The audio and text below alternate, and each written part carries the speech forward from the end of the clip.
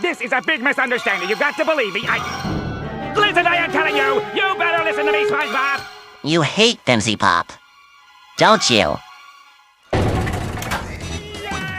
Yes, I admit it, SpongeBob. Okay, so after countless claims that I hate Vivziepop, you know what? The gloves are coming off. These are the things I absolutely cannot stand about her shows. At this point, it's honestly not a secret anymore. Vivziepop simply cannot write to save her life. Care Bears, prepare to stare! Care Bears, stare! The power of friendship is strong within us!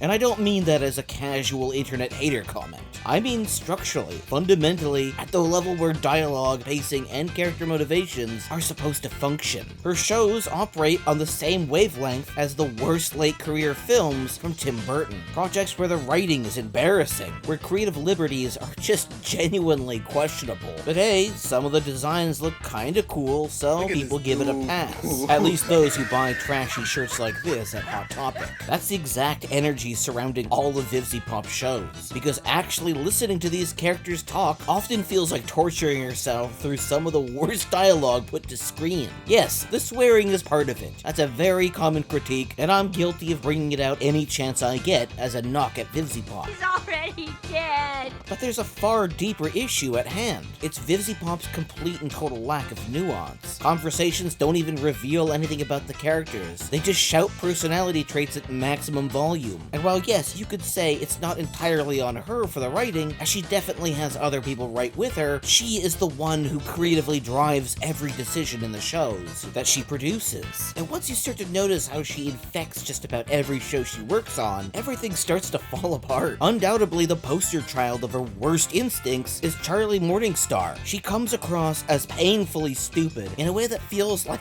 less intentional characterization and more like just genuinely weak writing, because she barely communicates with anyone and just stumbles through the story that's clearly preset around her. Additionally, huge stretches of her shows feel like filler, where no one meaningfully interacts with one another. I'm not against filler in principle. Some of the best television episodes ever made can be technically considered filler, but here it just feels empty rather than enriching. Take Avatar's beach episode. In the hands of a less talented writer like Vivziepop, they would have just one-note wrote every single character. Would the Fire Nation's children be just simple one-note villains? Probably. But because they actually understand the concept of nuance, the characters all come off in their own flawed ways. Especially my absolute favorite, Worst Girl.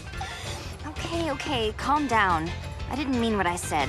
Look, maybe I just said it because I was a little jealous. A lot of Hazbin Hotel is just Charlie siding with the very people who abuse Angel Dust and only makes her more insufferable to watch. Not interestingly flawed, but just a bumbling idiot that keeps making things worse for other characters and themselves. And just a quick reminder that if you want to support the channel, be sure to subscribe, drop a like, and if you want to go the extra mile for getting me seen by the algorithm, let me know what your biggest hangups with Hazbin Hotel are. I'm sure I'm not the only one who has a massive love-hate relationship with the show. And on another level, the women she writes in her shows just generally feel bare bones. Jokes like Vaggie's name never evolving into anything deeper than just, haha, funny, her name is Vaggie, and it's gonna stay that way forever, because Vivzie, again, refuses to kill her darlings. Even with cast changes that should have allowed more focus or development, screen time gets wasted on characters who contribute nothing, reinforcing the sense that the project has bitten off more than it can chew. I mean, for Christ's sake, they introduced Baxter as a totally not replacement character of Serpentius. So is he like the new Penches? No! Damn, bro, you got the whole squad laughing.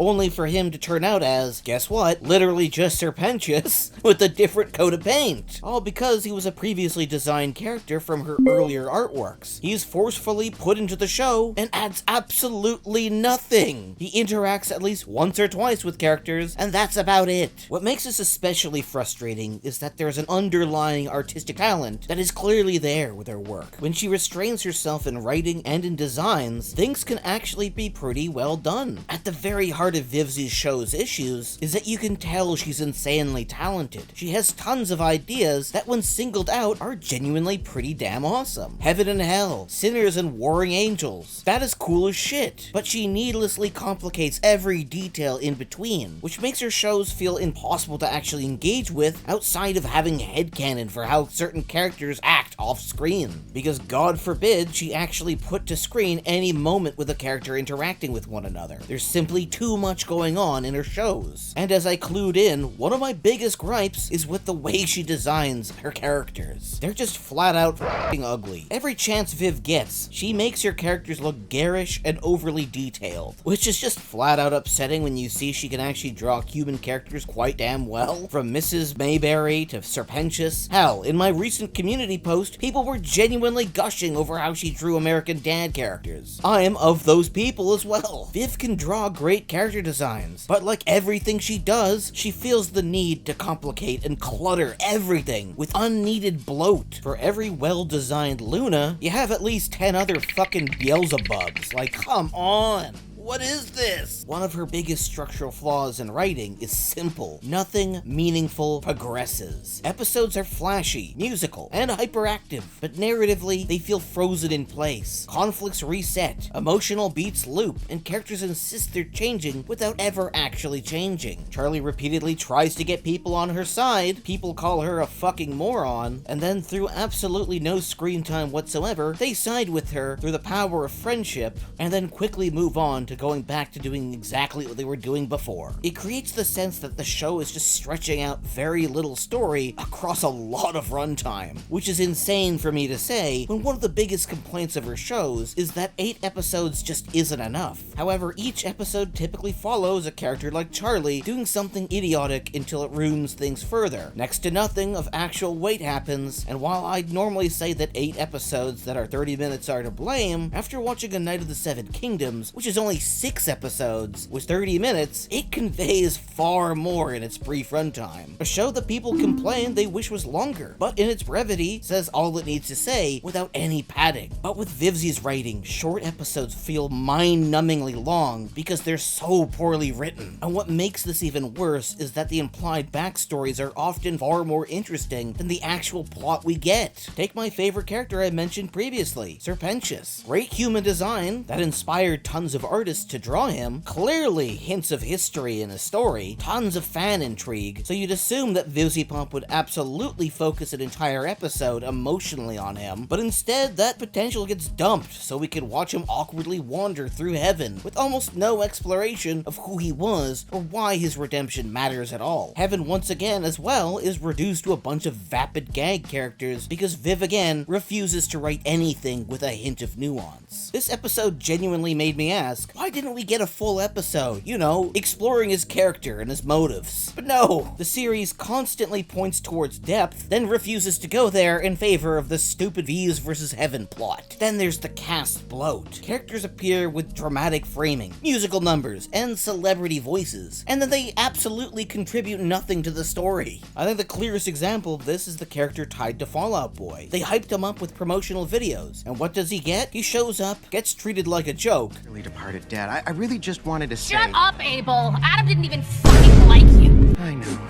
Sings once and disappears behind the vague promise that he'll matter later. Do we get to see his motives? How he feels about the death of his father? Yes, but in the last episode for less than 2 minutes. But he's cool because Vivzie acknowledged the detail of giving him a dented halo because, you know, Cain and Abel was a thing. Honestly, if I saw that damn thing in my living room, I'd stomp on it until it was a small brown stain. Wow, bravo, Viv. So much of her writing feels like she assumes she's absolutely cooking, but all it is her setting up things for later seasons. What about the current season, Vivzie? Can we have something current in this season that's hype? Now we get to the problem that I think is the most fatal to her shows. The logic of heaven and hell themselves. Hell somehow isn't torment. It's basically a chaotic party people enjoy. So what's the punishment? What are the stakes? Why would redemption even matter in the first place? Meanwhile, Charlie Morningstar gets compared to Hitler as a bad thing? I'm saying he's distracting me. What? Don't compare me to Hitler. Wouldn't those in hell look up to someone like that? What the hell is the logic, guys? Additionally, the redemption theme should be powerful. Morality being messy is great storytelling ground. but Heaven ends up feeling like a palette swamp with no philosophical weight, barely populated, barely even explored at all, just emotionally empty. And the fan favorite character that is given at least some emotional weight is only shown in at least 2 episodes. Yes, Gravity absolutely slaps, but she only gets like 1 moment, and then we're told she'll be back in Avengers Doomsday. And as mentioned before, when Serpentius finally arrives there, a moment that should redefine the entire narrative, the show instantly undercuts it by making him miss hell. Which, hey, I get it, he misses his found family. But again, it mucks up whatever the hell the show is trying to convey. It literally feels like heaven and hell are simply reduced to background decoration 99% of the time. And arguably the worst part of the show, a core fundamental issue of all of her shows: the writing. Characters never speak like people, they speak like exaggerated internet archetypes, delivering punchlines. Every emotion is shouted, every joke is overly explained, every scene feels like a desperate attempt to be clipped into a GIF. Nuance, the thing that makes shows with drama work, is completely absent, which is why every serious moment lands flat or is unintentionally hilarious. And if the main show that she has struggles with nuance, shows like Helluva Boss completely removes it entirely. The shorts are basically pure flanderization of all of her worst writing habits. 1 personality trait per character, 1 repeated joke, maximum volume delivery. There you go.